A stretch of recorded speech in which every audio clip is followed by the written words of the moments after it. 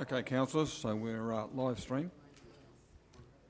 Just welcome to all those councillors present for the council meeting on the 29th of April. And welcome back to Peter, who's been away for far too long. Good to see you back. We have no Zoom attendees today. Apologies from Councillor Ludlow and Councillor Dermody. Somebody like to move those? Yeah, Barry and Leslie, thank you. All those in favour? Aye. Carried. Any declarations of interest today? There being none. And we've got no public forum. So just moving on to a series of minutes that we're just receiving from our committees. The first one is the Extraordinary Risk and Assurance Committee meeting held on the 24th of March. I'll move those. Leslie, thank you. Barry, thank you. Any discussions about those minutes? All those in favour? Aye. Barry can only do Oh, that risk. pro Oh, forma. sorry, wrong one. No, I can't. Wrong do that. button. Not on. Okay, a second of them. Tom, thank you. All those in favour? Aye. Carried.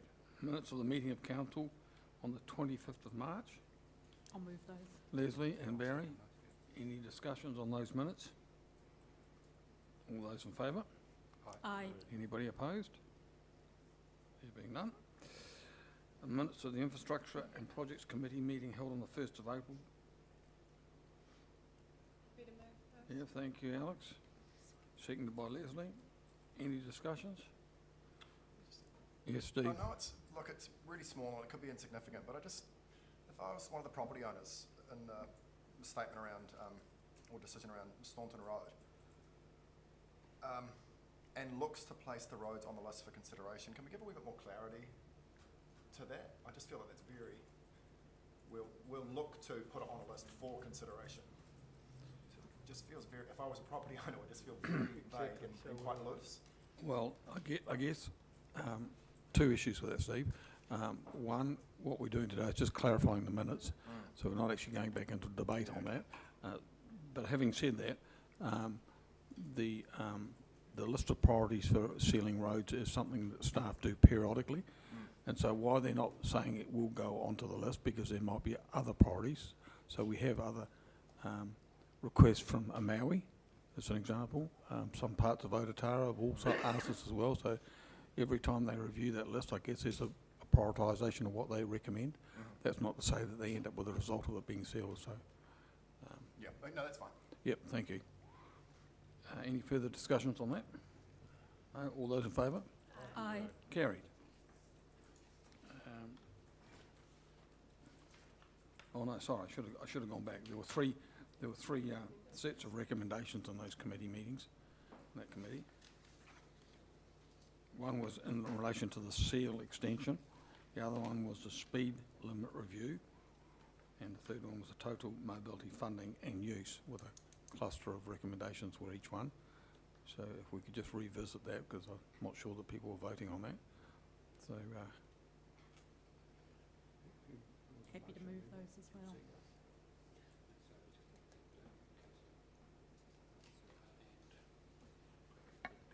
yeah, so Alex and Leslie, you're the moves. Happy for those Those. recommendations as well. Yep, thank you. All those in favour? Aye. Carried. Minutes of the Committee Wellbeing and Regulatory Committee meeting on the 8th of April. I'll move those. And again, they came with, it And comes other with recommendations to council. their recommendations as well. So there are two sets of that. One being the Donovan Park Reserve Management Plan, and the other one being the District Plan Change Subcommittee. So you've moved those, Leslie. A seconder? Chris, thank you. Any discussion about those? No, there being none. All those in favour? Aye. Carried. The minutes of the extraordinary meeting of council held on the 15th of April. Barry's moved. Second. Second from Leslie. Any discussions on that? Those minutes? No? All those in favour? Aye. Carried. Minutes of the Risk and Assurance Committee meeting held on the 15th of April, so same day. Move those. Move Leslie. Probably requires a committee member to second that. This is a chance for you to put your hand up, Tom. Well, thank you. Seconded by Tom. Yeah, and it comes with a recommendation And as the well. recommendation also. Yeah, Yes, sorry. so there are two of those recommendations, one in relation to the annual report audit plan, and the second one in relation to the health and safety and wellbeing update. Any discussion on those minutes and the recommendations? All right, there being none, all right, all those in favour? Aye. Carried. Minutes of the extraordinary council meeting held on the 15th of April. I'll move those, Chair. Thank you, Tom and Barry. Any discussions on those minutes? There being none, all those in favour? Aye. Carried. And now we're getting on to the more substantive stuff now, which is listed as the Mayor's Report Kids Zone. So we've got two documents in there, which is a response from Great South, which is a response to the notice of motion that Councillor Pottinger originally put, and I thought it was appropriate that questions that he was seeking needed some explanation about why there'd been a withdrawal from the Kids Zone program for the coming year, and they've also provided a set of questions and answers as well. So I'm tabling that report, so I'll move that we accept that report. Seconder. Leslie, thank you. Any discussion about those two papers that have come from Great South? No? Okay. All those in favour of accepting it? Aye. Carried. We have, next paper is a submission to Local Government New Zealand on electoral reform. Excuse me, Mr Mayor, there's a second recommendation. Oh, sorry, yep, oh, you're right, I didn't have that on the paper I've got in front of me.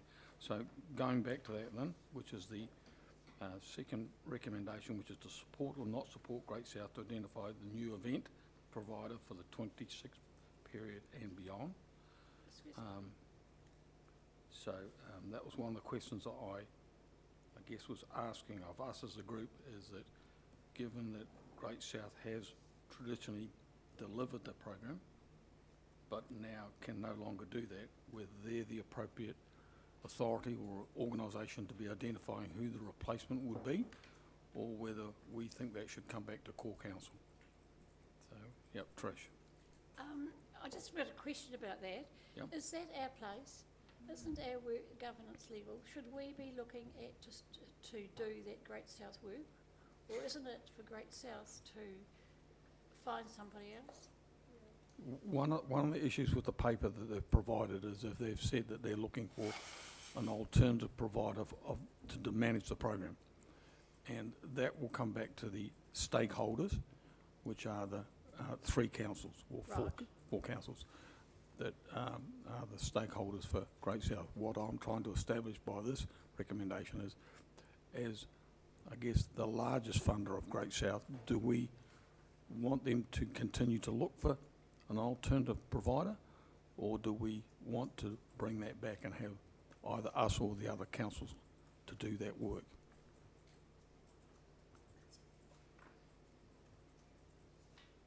I just don't, yeah, okay. I guess what left me a little bit uneasy was, I guess, was that we got notification very late that this was being withdrawn. And I think if you read the paper they provided, there was some discussion going on with Great South Yeah, there was. earlier on, and I actually found out very late in the piece that they'd been negotiating with a third party to deliver it for the future onwards. And I just felt that we were left a little bit out of the loop on that. Okay.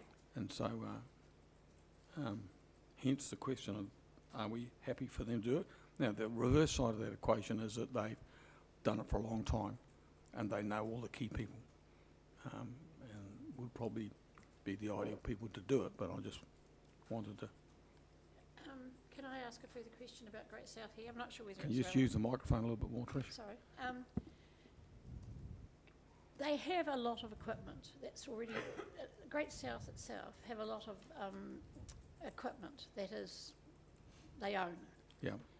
And my question about this whole process, because I thought it was because of a lack of funding originally until I got the information. My question about this is, how could it be that they can't make it sustainably work? I mean, surely they've got Great South, they've got the clientele, can't they adjust the prices? It's almost like they didn't want it to work.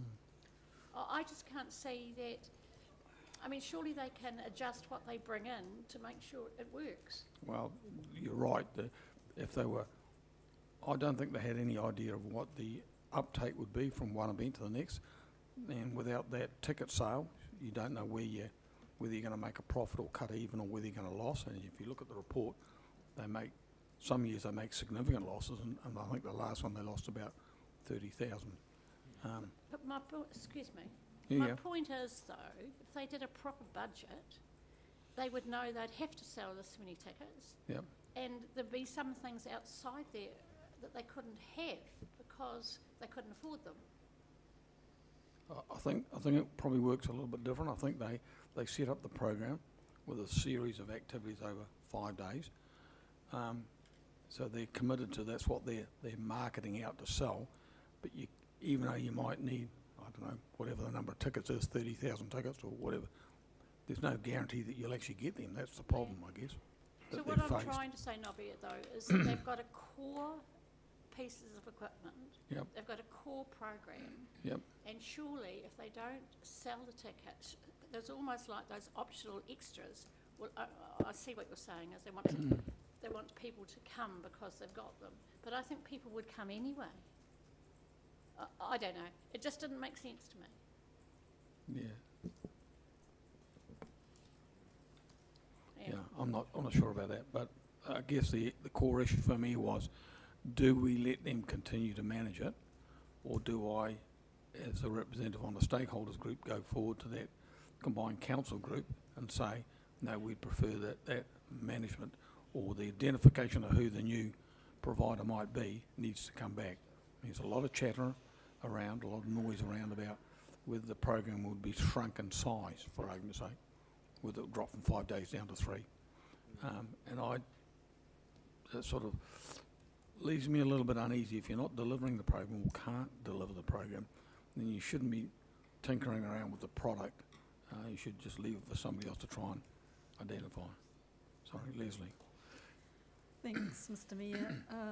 If we're going to move to support Great South to identify a new event provider, we need to amend or add to that motion with a bit more detail about what that support amounts to. Yeah. Yep. Because what Great South has said in their letter is that they believe there should be a public request for proposal process where anybody can submit an expression of interest, so that could be any community group, any combination of community groups, active Southland, who knows. Yep. With the submissions viewed by a representative panel of community stakeholders, and the selection of the most suitable offer is made by the panel according to a pre-agreed criteria. Yep. Presumably that representative panel is a representative panel including the stakeholders of Great South, Yeah. but it's not completely explicit. Correct. So if we're going to support Great South to identify a new event provider, I would prefer that there was a bit more added to the recommendation Sure. that solidified what exactly we're supporting. Yep. Are we saying that we'll put in some funding to do it? Are we saying we'll be part of the panel? Are we saying that there should be a request for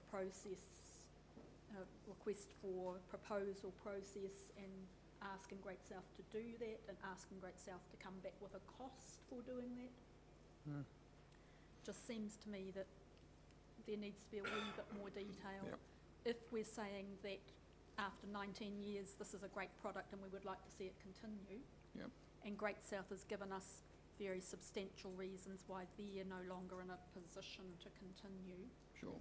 then I would probably support assisting them as the holder of so much of the information and some of the resourcing to do a request for proposal process, but just with a bit more detail about what we're agreeing to.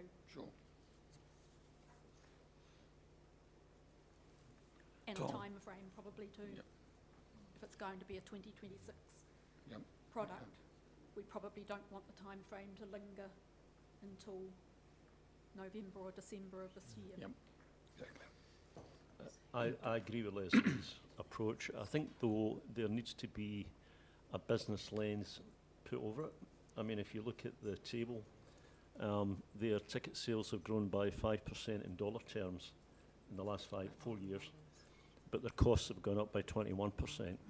So it's not difficult to see why they're getting into trouble from a cost point of view. I mean, leaving aside the resourcing, which I think is actually the key issue at the moment. But I think rather than just kind of support them to find somebody else, and I mean that's still appropriate, but I think part of that support should actually be to put somebody in there who'll put a bit of business lens over it. Because if they just start as they have finished, if it just starts again, they're just going to get into trouble again very, very quickly, I would have thought. Yep. Okay. Evelyn?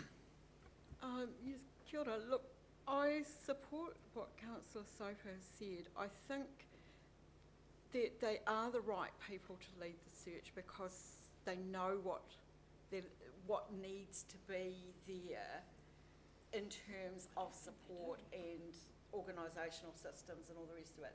They've done it. They've identified that they no longer can do it. I think that's responsible of them. It would have been really foolish of them to try and continue knowing that they did not have the capacity or could not subsidise any cost shortfall or anything like that. So that part of it I'm fine with. I think Councillor Soper's made a really good point about needing to be a little bit more explicit about how in our motion about how the agencies are represented and those sorts of things, removing all doubt. And I do think also that the time frame for it to be, identifying no later than XYZ, whatever that time happens to be, to give it time to go out to a market, to get the responses, to analyse them and make a decision.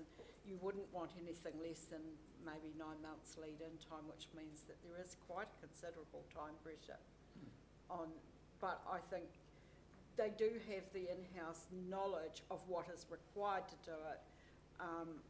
We would have to learn that if we went in. That's time we don't actually have. So it's a bit like getting a employment agency to do your recruitment process, I think. And whether we contract that service, that's a discussion that's worth having as well, because perhaps we shouldn't be putting additional financial pressure on them to do that. But that's a negotiation process that would need to happen. Thank you. Ria?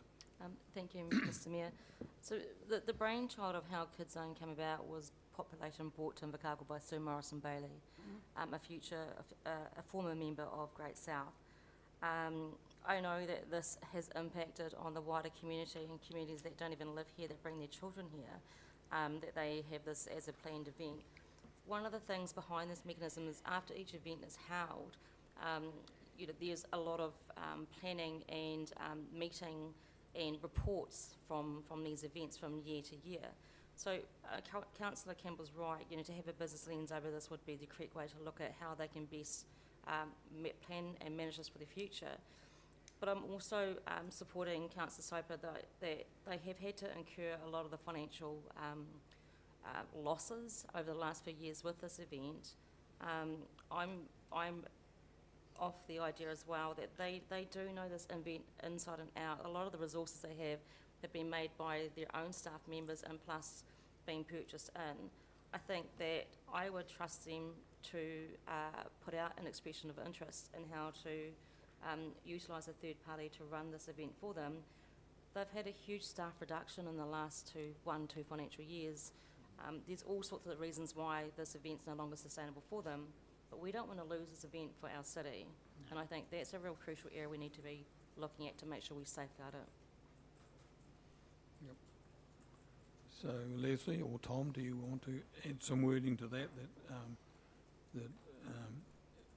brings in our input and certainly ILT's input as well? Because they're a major sponsor and I think they're quite keen for the program to continue.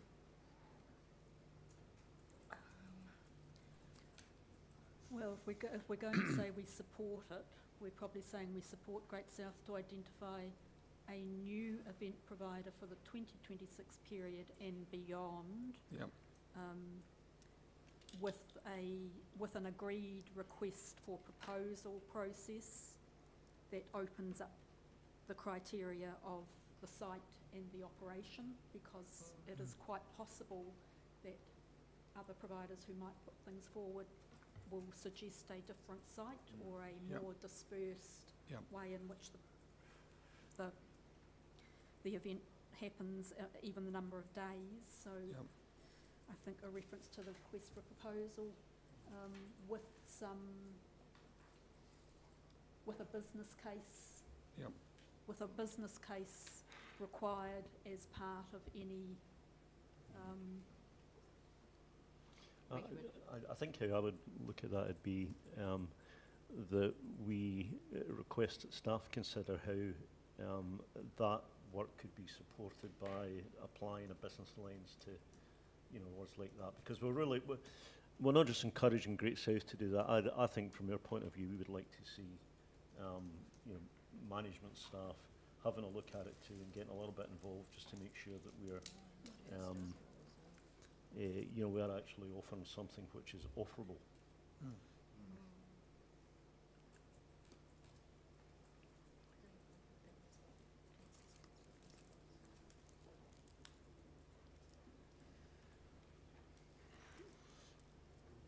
Sorry, Mr. Mayor, can I just seek clarification on? Sure, yep.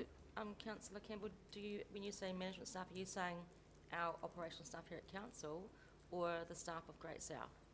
Because they're the ones what that I mean hold. is that I think we should ask Great South to Yeah. lead this, but that doesn't mean that we step back out of it completely. What I'm suggesting is that our staff, council staff, should be involved to some extent, looking at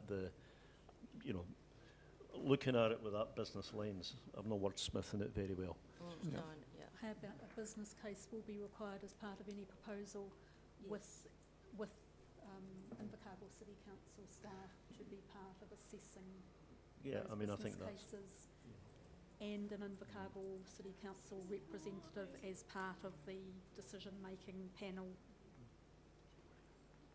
for the request for proposal Yeah. process. Just a clarification, is CCO, do they have access to some input and support from our staff for situations such as this? For example, with the events planning and activation, do they interact with some of our with our staff, like roading staff and all those sorts of things? So would that just be part of business as usual? Should we not be looking at some more external organisation like, say, the Chamber of Commerce or something like that too, if you're looking at a business case? Business creation is not our, or business investment advice is not our particular bailiwick, is it? Well, the way we've got it worded at the moment, the business case will be presented by those putting in a request. Yes. Yeah. Yeah, putting in a submission that they could take it on. Chamber of Commerce is one of the stakeholder groups anyway. Sorry, Alex. Thank you, Mr. Chair. I think I see this a little bit differently than some of the previous speakers. I see it as the intellectual property for the event. It's the entity of Great South that actually owns the IP for the event. It's not us. Yeah. And us, stepping in and saying that, no, we'll lead it or we don't think you should, I think that's totally overreaching in the governance that we've got of the skill-based sport that actually governs the entity. I think it's absolutely an operational decision. We can say that we support it or not, but the IP belongs to the entity, and it's the entity itself although we're a majority shareholder, it's got a variety of different funding from regional sources, including a substantial amount of community funding as well. I don't think it's our place to be stepping in and dictating how they should be doing or running their process. I absolutely think it's our place to say it's an incredible, iconic event that has huge ramifications for our inner city, and absolutely we support its continuation, and whatever way that you can ensure that continuation to happen is what we should be what we should be supporting. Alan? Well spoken, Councillor Crackett. I totally agree with you actually on this particular occasion. I think what you're proposing there is that we're getting too involved in the business of the thing when it's not our business. So I totally agree with Alex on this one. Leave it to them. It's their thing. We should it should be run past us, but that's about as far as it goes. I guess my reservations are twofold, and Leslie's raised this as well. We already have one provider that's keen to get into this market, but they are conditional to the venue changing and conditional to the contract, the event being 3 days, not 5 days. So, you know, if we let go of that, that's where this could end up heading down. And the other side of it is all very well to say, well, yes, we shouldn't overreach our stakeholder role, but we got notified very, very late that this was not going to happen We next fund year. Great South. Sorry? We fund Great South. to do We these jobs for us. part funded. Eh? We part funded. Yeah, we part funded to do So we these own jobs for us, but we're going to let them do the job. I mean, they can run it past us and ask us what we think when they do find Well, another person. If you had an employee, for argument's sake, that you're required to do a job in your business and they didn't do the job, would you let them do the same job the following day? You'd want to intervene. Now, I'm not saying that they did anything wrong, but we found out very, very late, Management. very late in the process that this had been considered many months beforehand. It's their business. It's their thing. To your point, Mayor Clark, you know, there's a potential entity looking at shrinking it down to the 3 days on 5 days and moving the venue. Yep. We, as a council, didn't decide how for it to initially be 5 days. We didn't decide what venue it should be at. We have had no hand in how the formation of this event has occurred. It's been regional, it's been the entity, it's been the board. I think we're totally overstepping by dictating what the outcome has to be. We can set intention and we can say that absolutely we support it, we want it to happen, and we would love for it to continue in its current capacity. But to Councillor Campbell's point and to Councillor Alan Arnold's point, if it's not washing its face and they need to find a way for it to do so, then that should be the priority for its continuation rather than us having to step in and dictate exactly what it looks like. Well, clearly, I'll come to you in a minute, Leslie. Clearly, we've got mixed views on this around the table. I'll put that amendment. If it doesn't have majority support, then we'll just accept the paper, I guess, and leave Great South to do what they think they should do on the issue. Leslie. Before you put that, Yes. Mr Chair, Got you, Michael. we probably need to have some reference in it to a time frame. Request for proposal process would need to be concluded by end of September. Yep. 30th of September. Yep. Okay. If it was going to be realistic for a new provider to run such a large scale event next year, I would think end of September would be practical. Yep, surely. May I ask one additional question before the Yep, motion is put? You can. Since we are not the only funders of Great South, what happens if our other regional partners say, sorry, no, we don't agree to that process? We're about to find out. This is going to tell us. Thank you. Well, I guess the issue will be is, one, they were a little bit aghast that it came at very short notice, and two, the event is still run in the city. So it's a little bit like, there's no suggestion it goes away from the city, so somebody's got to take a bit of lead. Clearly this, the support I'd need to signal that with the stakeholders to say, this is what our council wishes at the end of the day. The overall stakeholder group can outvote me, I guess, if they wanted to. Yeah, that's the way it works, unfortunately. Michael, or Trudy. I'll start and then hand over to Trudy, because I do want, Trudy's my GM that supports that Great South on an operational level, so we'll be able to give you some insight. But as the recommendation you've got it worded, won't actually be able to be actioned at this point. And the reason being is Great South as a governance body itself is quite separate in relation to the process, and you've got an agreed request. You'd probably need to split out the request, agree to support the new provider, and then put your request to Great South from that perspective. It's not a case of we can instruct their staff to do something from that perspective, only their governance can. But you can request to be involved, and then you can instruct staff, council staff, how you want us to be involved. Instructing them to do a business case might be awfully challenging position from an independent entity. I know it's council controlled, but from this particular event is quite independent from that perspective. It is their IP. They have run the whole event over numerous years, and obviously from what we've seen today in the report and also what you're trying to recommend, still want it to continue in some shape or form, and I am sure the ILT are very supportive of it continuing. So from that perspective, I would split the two out and think about what you want to request of that board to actually have involvement, and whether you want to ask staff to actually do something separately to actually support Great South, that's fine. We already have an arrangement where we are supporting Great South and working operationally, but happy to have something worded in there. I'll hand to Trudy, who's deals with them first hand at the moment. So, Just before that, a point of clarification. We're not instructing Great South to do a business case. We're saying that anyone who puts forward a proposal to the request for proposals would be expected to present a business case as part of their proposal. It's not an instruction to Great South to do a business case at all. It's an expectation for those who propose to take over the event. And that's the point where I think we need to be satisfied too, because whoever takes it over, if the event falls on its face... Just a point of order, are we got standing orders here or not? Excuse me, point of order. Yep, certainly.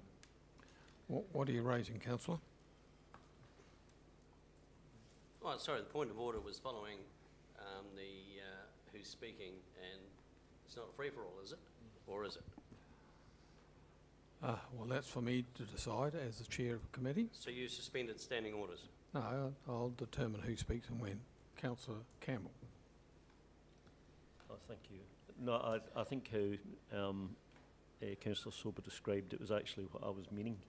I mean, if a well-meaning potential provider picks it up and it falls on its face, then we cannot help but some of that coming back to us. So I think we do have to be not say satisfied exactly, because it's not exactly a decision, but I think we have to be involved at least to the extent that we know that the potential provider who looks as though they might pick up the event has got the capacity to do it, rather than just allow anybody to pick it up. Yep, thank you. That's what I was meaning. I never expressed it very well, but that's what I was meaning. Sure. Rangi? It seems to become extremely complicated, considering the second recommendation clearly says either support or not support Great South, and you go right down to future options for kids zones, and it says, therefore, we will propose to our stakeholders, shareholders, to endorse a process to call for expressions of interest and have key community stakeholders form part of a panel to identify the most suitable partner for Kids Zone 2026 and beyond. The recipe is already there. Why are we trying to rewrite it when they are volunteering to take us to that next stage, and have all the stakeholders involved without us muddling with anything at this stage? Far out, there's so much water to go under the bridge to get this right, and I commend Great South for actually saying, yes, we will give you the options to carry this on. And we don't need to do any more except vote on 1 and 2.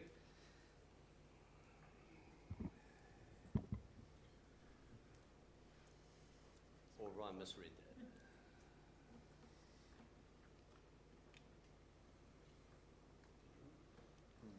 that. Okay.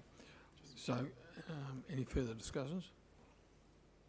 Okay, so clearly we've got different views on this. I'll put what's in front of us I up think to the, Trudy had something to say. Oh, sorry, Trudy. Yes, to- Through you, Mr Chair, I just remind, under the Constitution, we do delegate this authority to Great South to allow them to provide those operational things that they do from a regional development perspective.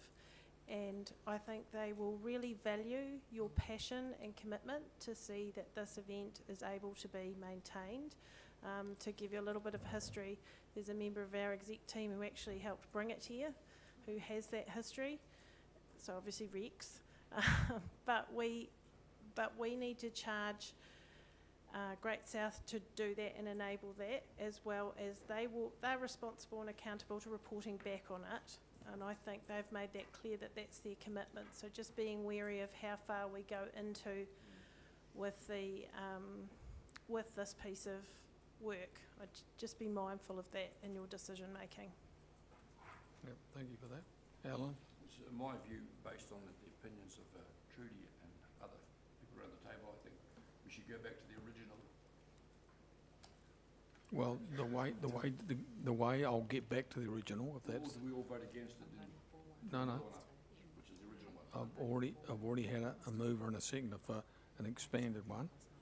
If that does not have majority of support, I'll revert back to the original one, which just said, support Great South to identify a new event provider for 2026 period and beyond. Okay, so Leslie, you've moved. I'll move. Tom, Are we moving it as it is at Yes, the moment? the way it Yeah, is at the I'll moment. second it. Yep. So I'll put that to the vote, show of hands, so that we are quite clear who's, where the votes are. All those in favour of that current recommendation 2. 1, 2, 3. And that's it. So that's not supported by the majority. So does somebody want to move back to the original recommend? Yep. Original recommendation, Trish and Alan. I'll move that we support Yep. them to identify a new event. I second that. Which is, you now see in front of you.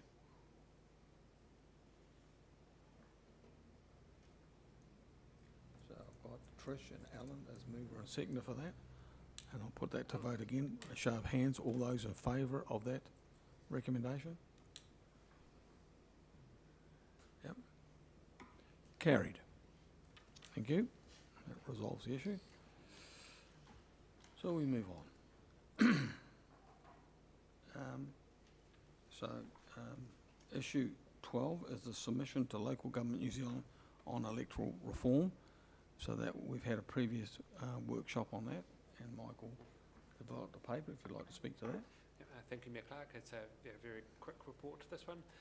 The submission that we developed after that very constructive workshop, thank you all, was lodged last week as submissions closed on the 28th, and those of you who will be attending the LGNZ conference, that is the next paper, will see the outcome of that.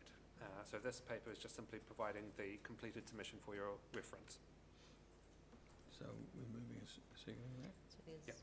So moving and a mover and a seconder that we receive, and that we note the submissions as lodged. I'll move. Leslie and Barry, thank you. All those in favour? Aye. Sorry, you're going to ask for questions? Oh, sorry, remiss of me, yes, questions.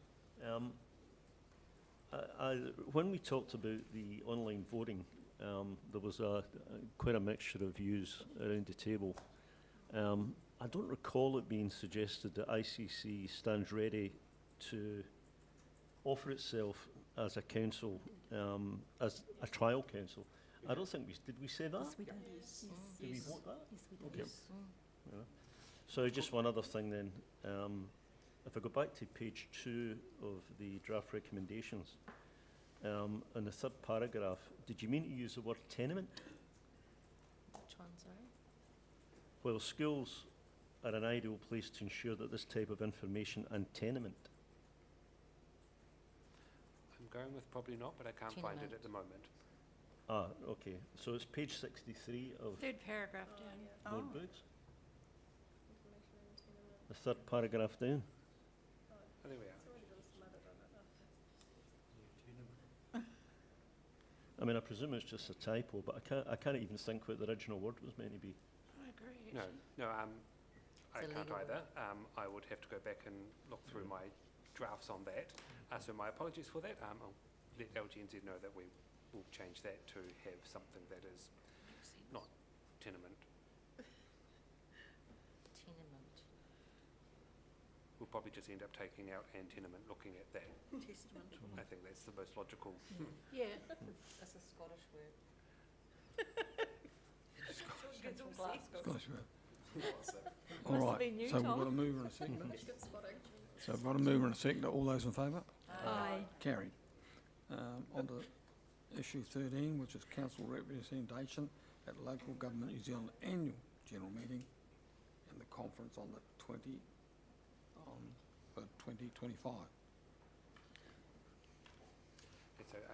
So just before we begin, Mayor Clark, we'll just delete recommendations 3 and 4. We haven't received that information yet. That was a best guess, hoping that that would come to light before today's meeting. It unfortunately hasn't come through yet. So I'll just put a line through those. So that's recommendations 3 and 4 because we don't have that information yet.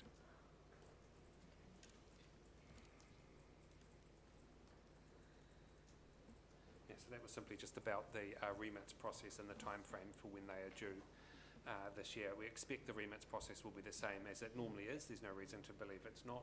But LGNZ normally provide us with a paper setting out that process and when they're due.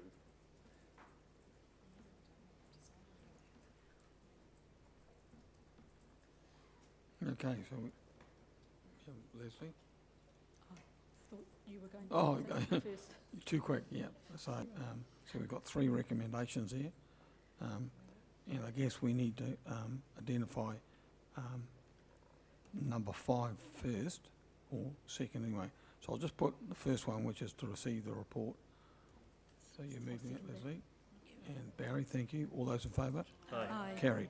So then we come on to approve the attendance at the conference of the Mayor and councillors and the Chief Executive. I don't wish to attend that meeting. I didn't last time either. I think it's a good opportunity for others to go. So that's sort of open to debate now. And declarations of who would like to attend. Last time I think we sent 2 from memory. Who went last time? Did you go last time, Tom? Did you go to the last? I've been to 2 conferences Okay. in the last 6 months, but also was the presiding delegate at the last one last year. Sure. So I'm not hot to trot to go, but I would go if it was asked. Yep. Will you be there, Alex? I mean, I hope so, but that's this discussion.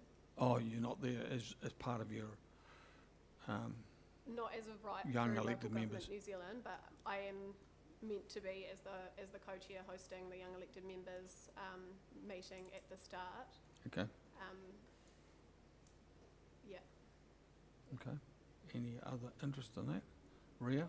I was just going to ask, is there a set precedent if you've been before? Sorry?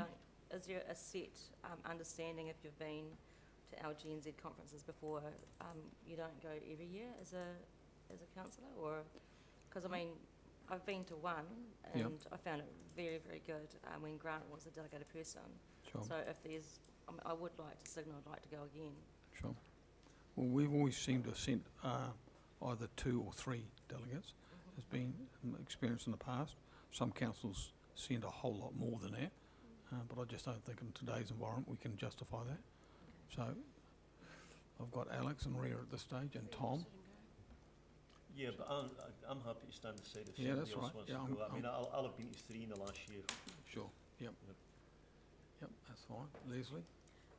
Well, I just wanted to ask 2 things. Did we have any indication from councillors Dermody and Ludlow, who are apologies today, as to whether they are interested? And that would probably then lead me on to suggest names of our delegates. Yep, I think Darren did go to the last one, I think. Yes, and I'm sure councillor Dermody has been to at least. Yeah, He Trish? went to Christchurch last time, that was in Christchurch. But did we have any indication from either of them that they're interested in going this time? Oh, I that don't would, have either. that would probably then lead me to suggest that we, since Tom has indicated his feelings, that we suggest councillors Crackett and Bond. Yep. And I think Trish, Councillor Broad, if Trish, Councillor did you- Broad was interested in Yeah, I was attending quite the interested first in or- going, but sorry? I'm No, no, quite well, interested. put your name in the hat if Cost that's of- the case. So we've got Through three. you, Chair, I really think we should think about the cost too.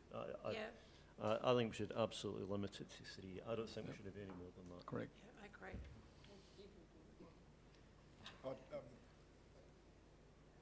So the question that hasn't been asked is Yep. whether either of Mana Whenua reps wants to go. Yep.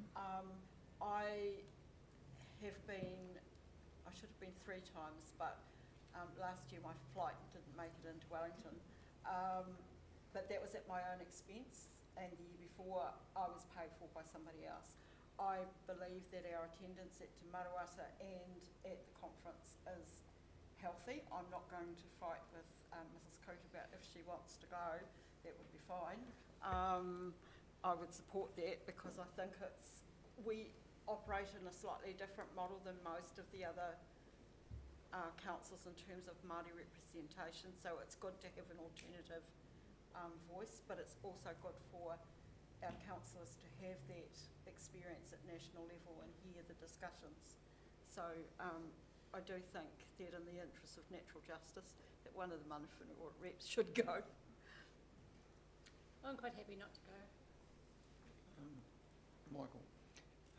Thank you through yourself, Chair. I was just going to actually highlight you've got a 3-day event, and the first day actually has 3 other activities on that first day, which is Youth Council, and you've just heard Reverend Cook talk about the second one, and the third one is actually the Merrill's Task Force, which Councillor Ludlow is the representative of Council as well.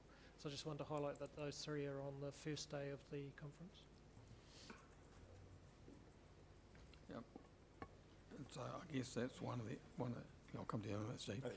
I guess that's one of the issues that we face, that we have young elected members as a separate group as well. We have iwi as a separate group, and we have women as a separate group. And so it makes it really hard to sort of cover off some of those subset groups as well as the main group as well. So I'm open to discussion on that, Steve. Yeah, thanks, Jeff. Oh, look, I think while I'm all for kind of sharing around, I think consistency is key as well. Yep. So I'd be happy to nominate Councillor Crackett. I think she's going to be up there anyway, but I think her connections that she's already made, the advocating that she's doing is a strength, and so I'd support her attending. Yep. Pānia, I guess Evelyn left the door open for you.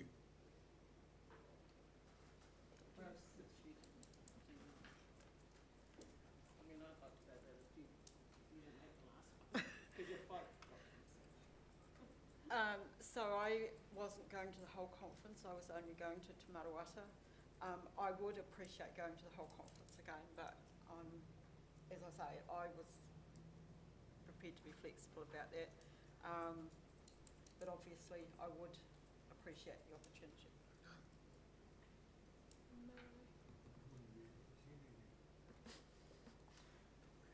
Leslie. Thank you, Mr Chair. Can I suggest that we, just to try and get it to the point of a decision, that we nominate Councillor Crackett as the presiding delegate, Councillors Bond and Ludlow as attendees, and 1 Mana Whenua rep to be decided as the 4 attending delegates. I think this is a year when it is we are entitled to a presiding delegate and 3 alternates. I think this is the year when it is probably worthwhile that there is a good Invercargill City Council contingent, not only because of Three Waters, but because of a number of other fairly important issues like Resource Management Act and other government moves, of which our later CEO's report has quite a bit of detail. So I feel it is worth suggesting Councillor Crackett as presiding delegate, councillors Ludlow, Bond and one mana whenua rep to attend. So I'll move that way. Yep, and just And I before, think councillor Ward was indicating he's probably, yep, Yeah, I'll second it. I mean, I don't have a view either way, but just as a point of reference, I think we traditionally sent 2, so we're jumping to 4 now, at a time when we're asking our community to consider costs. I just think that's an issue that we need to be mindful of. A couple of 3 years ago, I think Southern District sent 6 or 7, and their ratepayer base absolutely crucified them publicly for sending that many people. So I've had nothing from Darren to say that he's interested in going. He is aware of the task force for jobs, which he's actively involved with, and I'm only assuming that I think it's the 25th year anniversary or something, so where that means he's going to go to that separately just as a one-off entity, which I mean probably makes it a little bit more of an easier selling point as opposed to going to the whole conference. But I'm open to whatever people want. open to taking councillor Ludlow's name out and perhaps discussing with him whether Yep. he is intending, since it is in Christchurch, to attend Mayor's Yep. Task Force for Job anyway. Yep. Or because it's the 25th celebration, whether Mayor's Task Force for Jobs are in fact supporting Yep. a good turnout. Which would basically say we're sending 3. That would be And 3. It's coincidental that the Task Force for Jobs is also at the same time. Yep. It So, could very so well that be would at mean my another time, motion then became and we would have councillor sent- Crackett as presiding, Yep. councillor Bond, Yep. and one mana whenua rep to be decided. Okay, so I've got you as a nominator for that, a seconder. Yeah, I'll second it. Yeah, thank you, Steve.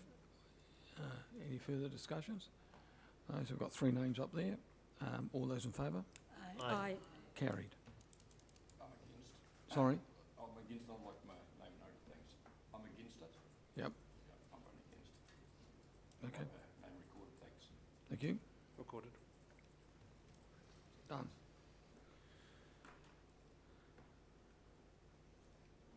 Okay. The Chief Executive Management Plan, Trudy, where are you? Sorry?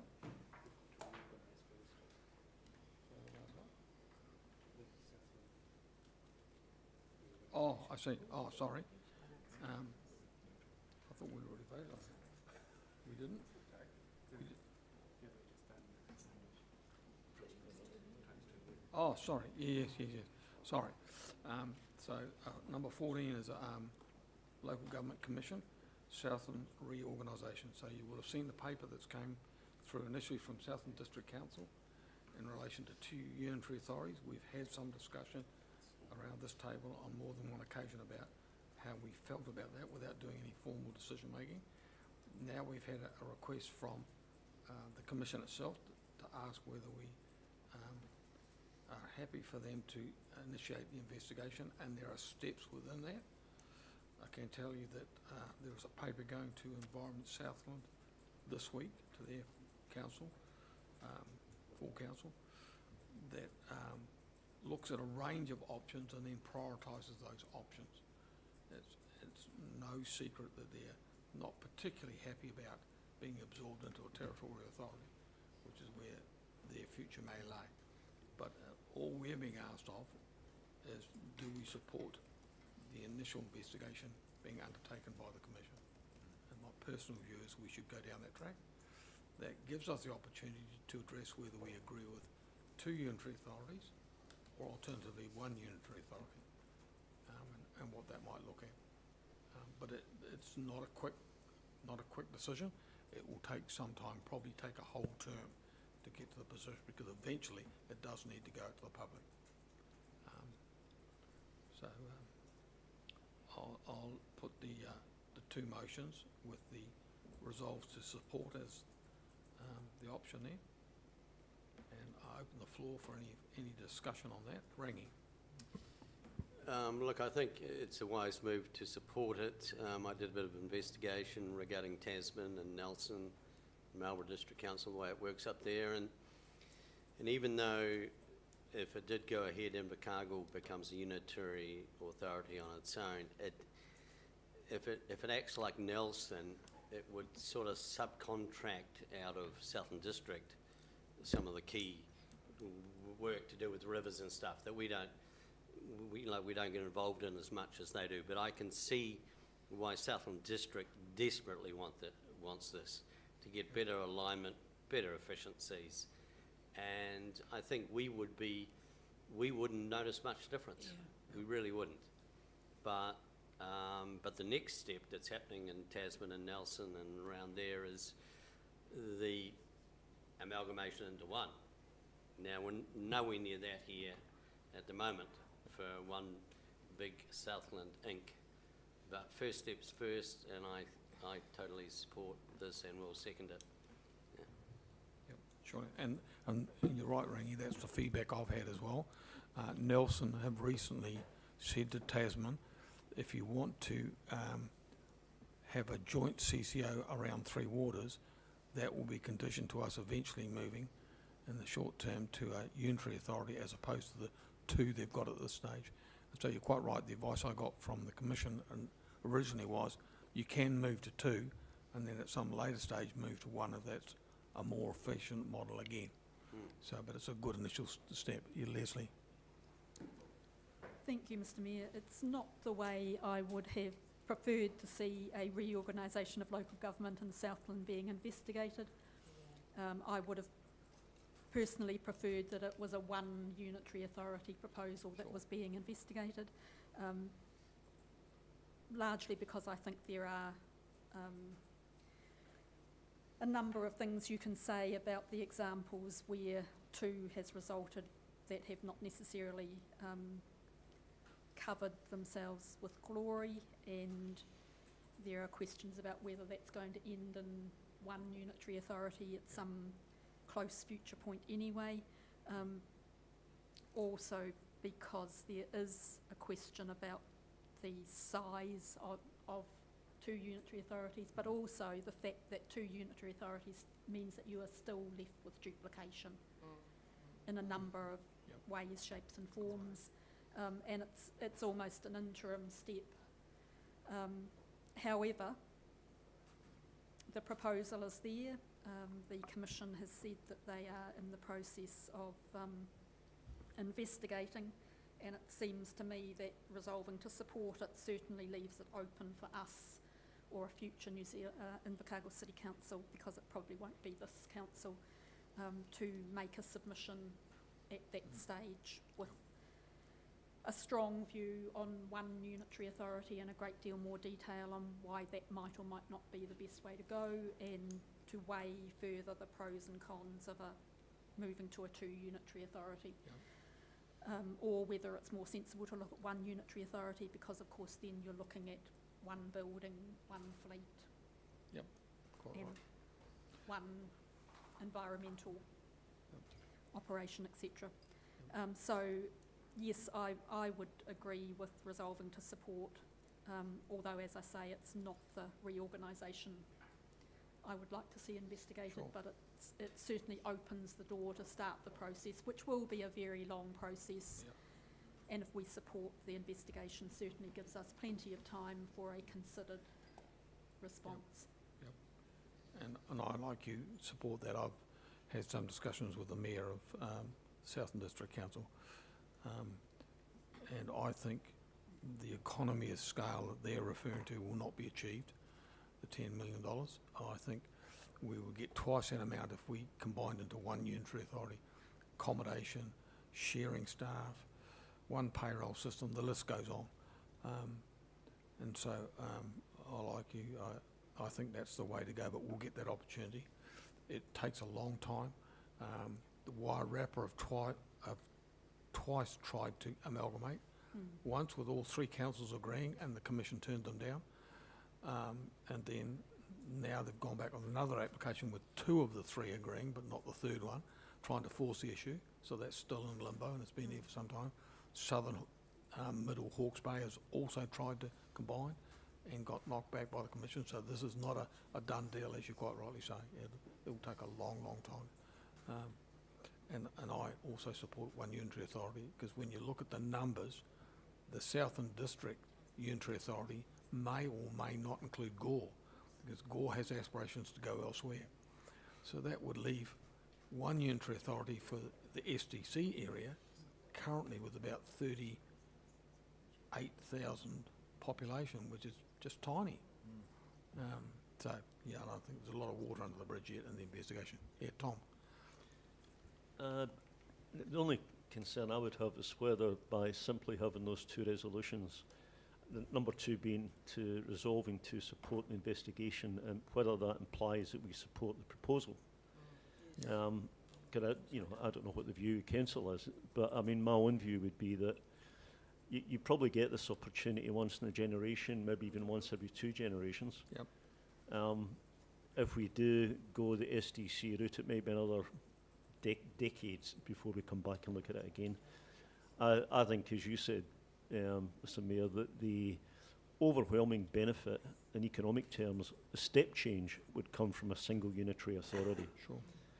The benefits from having 2 unitary authorities are very much less than half the benefit that you get from a single one. Sure. Because you can combine staff, combine the buildings, and so forth. So I mean, obviously I would support the single option. So my only question that I started off with is, given the way number 2 is worded, does that imply that we are supporting the Southern District proposal? No. We're clear about that we don't. I don't want to see us going back and saying, yep, only say, okay, well, we're interpreting that as being that you support the proposal. Yep. It looks like So it would be easy enough to clarify in either 2 or add a 3, and to say that we're not supportive at this stage of a 2 unitary authority. Well, I'd be a lot more May I make I'm a more comfortable with suggestion? something like that. You're Member? more comfortable, did you say? More comfortable if you Yeah. added a 3 that said that does not Yep. imply support for the SDC. Look, when I spoke to Rob Scott again about the 2 unitary authorities, he said, oh, but our rural area is too big to get around. It's got a whole lot of community boards, and it would be too much for one person. So I said to him, look, these unitary authorities come in all shapes and sizes. So why couldn't you have one mayor for Southland, 2 deputy mayors, one for the rural and one for the city, 2 chief executives, one for the rural and one for city, and then everything below that is economy of scale. But that just fell on deaf ears. So I think you're right. I think we're quite happy to clarify that we're not supportive of the SDC step, if that's what you want. I've got a range over here now. Alex. Thank you, Chair. I'd like to test the meeting, and perhaps the mover and seconder or may not be an amendment, but I think that if we just amend it to read, resolves to support local government commission undertaking the investigation into the reorganisation of local government in Southland, with a preference that the investigation includes consideration of a single unitary authority for Southland Warihuku, because that gives us the leeway to say, yep, we support it in principle. Yes, to Councillor Campbell's point, this only comes around once in a generation, but our preference as ICC, as strong preference is for the one unitary authority. I'll second that. Yeah, we'll just come back to that, let others speak. Ria. Thank you, Mr. Mayor. As it stands, and we've come through and looked at this paperwork, I'm actually okay to support option 1, but I will be opposing the rest on the grounds that, as an elected member, I haven't gone out and spoken to any of the voters about this or informed them that we've been considering this. The other thing too is that feedback that I have had hasn't been very supportive, and I feel like I've got the cart before the horse as an elected member, and I'd rather actually take some time to talk more to our voter base, because I'm sure that they don't understand the full impact of this. Some of the commentaries come back saying, why is it our fault that other councils don't have enough money? And that's why they think that they're doing this. So there's too much confusion in our community. There's not enough information to allow me to have the confidence to vote in favour of this at all. So I'll comment just to that issue, Ria. The process that the Commission uses requires us to go out to the community with a 50% support that we need to get from the community. We just can't sit in this room and make decisions. So there is a process to go out. It's just the initial stages. It's no good going out and talking about it now because the Commission might just say no in the very early stages, as they did in Hawke's Bay and as they did in Wairarapa. And the Nelson one, I think what Tom raises is quite a good point, because you could go to a two authority, which is what Rangi suggested, which is great, and then 10 years down the track you might decide to go to one. But I think if we go from 2 to 1, we will need the other partners to agree to that. If we try and go that alone, I think we'd be up against the wall. So it's not an automatic step from 2 to 1. No, I understand that. I understand that they've set out what those processes could look like, but Sure. as I stand, I haven't spoken to anybody and said this is what I would be voting for. Yep. Instead, I've had negative commentary back. Yep. I think the Local Government Commission can investigate even if we said no, we Yeah, don't that's support right. the investigation. But I think it's better to be a willing partner to look at the issues than Oh, for sure. to have them say, well, you don't support it, we won't consult with you, we'll talk to Gore and the Southern District, and to just leave us alone, because they could do that. I think they could create a unitary authority, which is Southern District and Gore, and potentially Clutha, absorb Environment Southland, and leave the city as it is as a territorial authority. There's lots of ways Now, that they no, can nobody would probably want that, but there's nothing to stop that. And as I think Rangi said before, we would then subcontract our environmental stuff via Southern District. Well, good luck with all that. Yep, anyway, Evelyn. Kia ora, like Ria, whilst this has been percolating round and we have had brief conversations with Southern District, it would not be fair to say that it's well understood what the implications could be for any of the population groups and how it would affect things. My only concern is 2 unitary authorities with not necessarily coinciding with each other on the management of each side of a riverbank could be a little bit disconcerting. We have that already with our northern neighbours. The Matau is the natural boundary, and yet we have ORC coming across the river to puddle around on the extremities.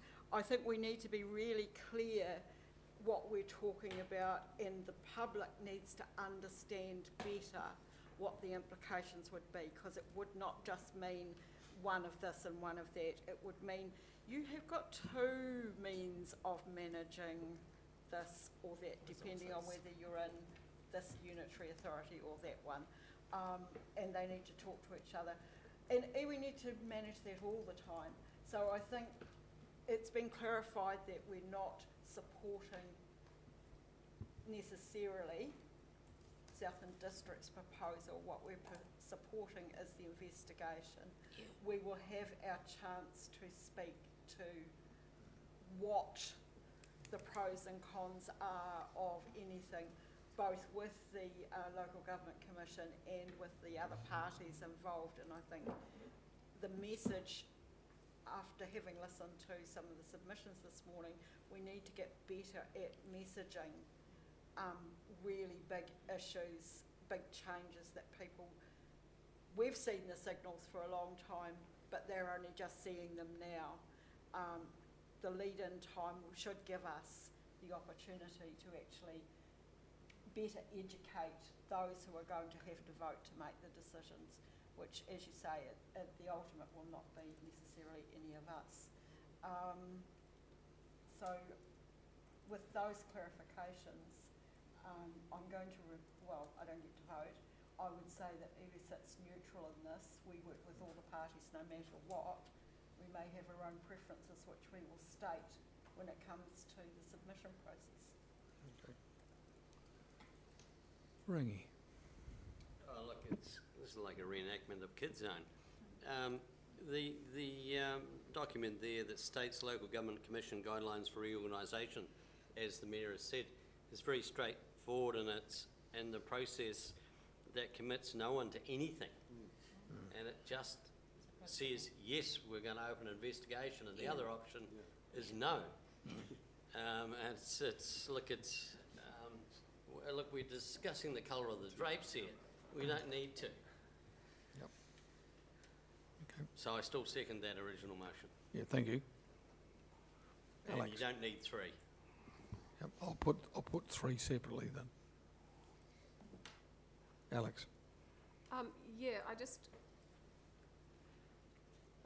I think that we maybe not it as it's worded, and I think Councillor Soper seconded it before, but I'm just thinking about how in the process it would be most appropriate to add in the amendment that I suggested, because I do think that we need to be really clear that we want the investigation to at least include the preference of an investigation into the single unitary, rather than implicitly supporting what's currently proposed. Yep. We want the option of both, right? Or we want the investigation of both, or at least the unitary to be investigated at the same time. Yep. So, when you read the SDC document, it is very strong in its wording about the dislike in the rural areas for Environment Southland. So I think one of the drivers that's underplaying this whole process is, I think many in the rural sector would like to see the back of Environment Southland. And the only way to do that is to absorb it into a unitary authority. Now, whether that's something that we support, I've got a different view on that. So I will put 1 and 2 to start with anyway. Waiting to see what's happening here with 4. So I'm just adding, so that you've got the wording Councillor Cracker proposed, so that it's all in one place, and then you can make your call on how you wish to Okay. proceed. So I'll put 1 and 2 to start with, which is to receive the report, and there seems to be general support for the investigation. So Can we do I'll- them Mr Mayor, one by could you one? just put, Sorry? Can we do them individually? Because it might be that one of us, well, we might support number 1, but not 2. Okay, well, I'll put them individually then, that's okay. Thank you. that was going to be my suggestion, if we put number 1 and then pause while the staff work on 4, we might be able to combine the rest. If we put 1 individually. Yep. I'm happy to move 1 individually, if Yep. that helps. Barry, second. All those in favour of recommendation 1? Aye. Carried.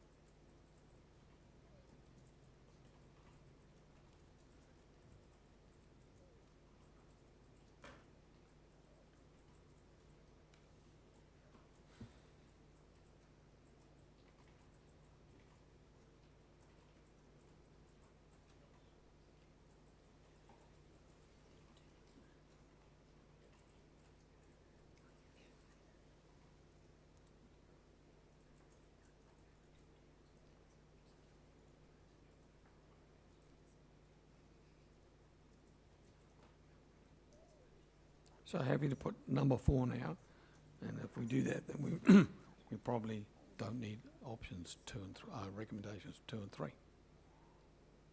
Right. So I move for resolution 4. That would be Councillor Cracker. Yep, Councillor Second Cracker, that and Leslie. All those in favour of number 4? Aye. Anybody opposed? Ria, you want it recorded? Yes, please. Certainly. Then is it the feeling of the council that we don't need 2 and 3 now? We don't? Yeah. Okay. That's fine, so that 4 just becomes 2. That's resolved.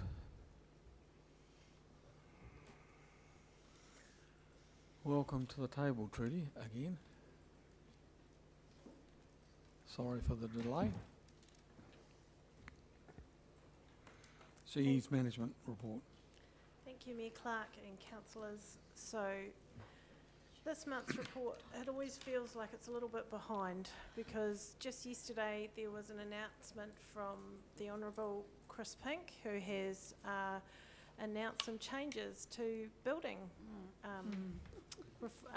regulations, and I think that's really exciting. I know Jonathan and his team are looking forward to the direction that will be coming in terms of improving the customer experience. So I think, do you mind if I hand to Jonathan just to summarise a little bit? He gave us a talk in the morning, this morning, about what's changing. So through the chair, in principle there's 3 changes. First being that plumbers and drain layers will be able to self-certify, which will reduce the amount of work that we have to inspect. Second change is that proven established builders will be able to avoid the need for consent, which will reduce the amount that we're consenting. And then the final point is that we'll have a period of 72 hours in which to provide building inspections, which will inevitably mean that we will need to do a lot more on video platform, probably the majority of them. So it's a fairly substantial change, probably the biggest I can think of since 2004, the inception of this current version of the Building Act. I think that aligns to you would have, many of you attended the planning conference and heard about the changes in the planning space. So there is a lot of movement from central government in terms of these different things going on. You also note supersized granny flats are coming, which we know that in our community is a really good opportunity for how we get that intergenerational housing and support. Rates capping, I understand later this month, the first information will be coming out to mayors and councils and chief executives on that. From an employment perspective, there's some red tape that has been changed, and there's further employment changes that are flagged for later on in the year that's going on. There's regional tourism, there's more funding that's come through. There's also some tax changes if Patricia feels, no, they're not going to really hugely impact, but it's just for you to be aware. And of course there was talk about increase in risk for cybersecurity. Now that's across any network, but it's just something to be really mindful of. If you see a link that you're suspicious of in your council email, please don't press it, just give us a call, we'll help. Health and safety reform, that's flagged for next year, but our staff have done a little analysis for you on what it would mean for us as an organisation, and just overall, part of our roles on the ELT is keeping across those legislative changes and making sure that we know what's going on and what you may want to submit on and what you may not want to, and just welcome any questions. Question, councillors? Yeah, Evelyn. It's probably not that you can answer, Trudy, but just in the brief analysis that has been done about Minister Pink's push for more permissible, less intrusive inspections, how much nervousness have council officers got about potential for a future leaky buildings problem? Because I'm mindful that came from a permissive structure as well, and that the lessons learned from that should not have been so easily forgotten. So through the chair, probably the key point I missed in giving you the summation was all this points towards proportional liability. So currently we deal with joint several liability where council ends up being the last person standing, whereas with the changes that are proposed, the liability will be proportional. So what I'd say is probably have less concern in regard to that now than previously.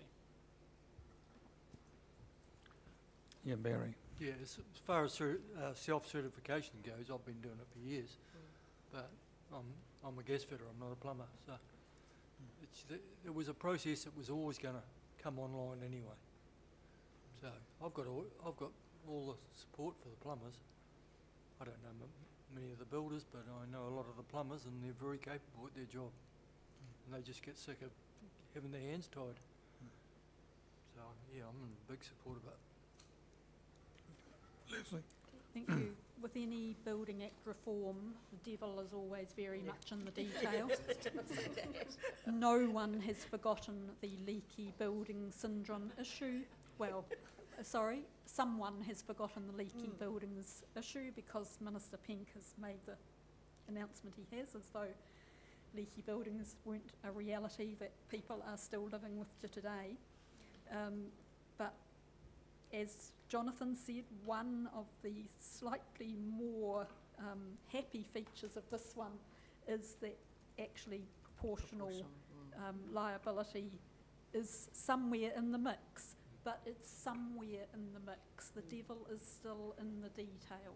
At the moment, we are last man standing, as has been the case for many years. If it ends up to be proportional, good, but my suspicion is that there is a lot of water to go under the bridge before we have the absolute confidence that this will not, in future years around this table, be seen as the second leaky building syndrome because of the same loosening of standards. So yeah, mine's not so much a question as just a reflection that we've been here before. The detail, I don't believe, is here to give us real confidence that we're not heading down the same alleyway again, and we can but wait to get that some more detail.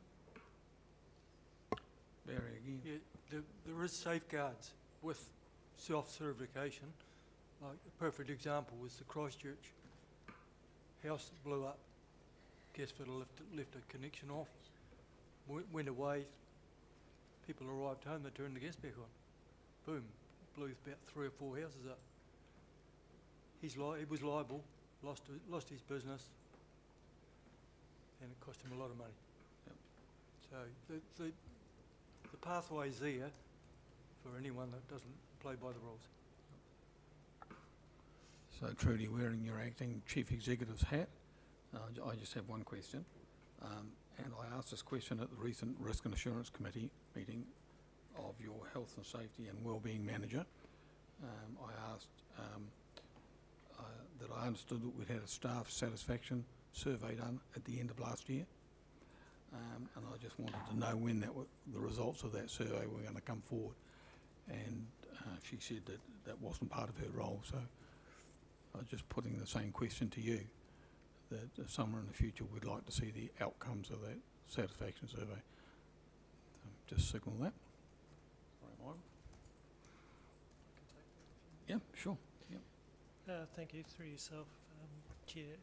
The staff satisfaction survey will be shared as part of the CE Performance Committee function, so we'll be putting that through that function. It's part of an agreed performance criteria in relation to the CE, so this current year was a benchmark, so we'll be sharing the results there, and then it'll go through from there. So we'll set the ground stage this year and then build from there, so sure, that'll come through.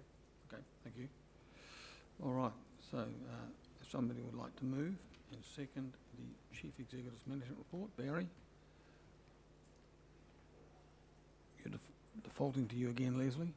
Oh, Yeah, thank you. All those in favour? Aye. Carried. A mover and a seconder to move into public excluded. Move.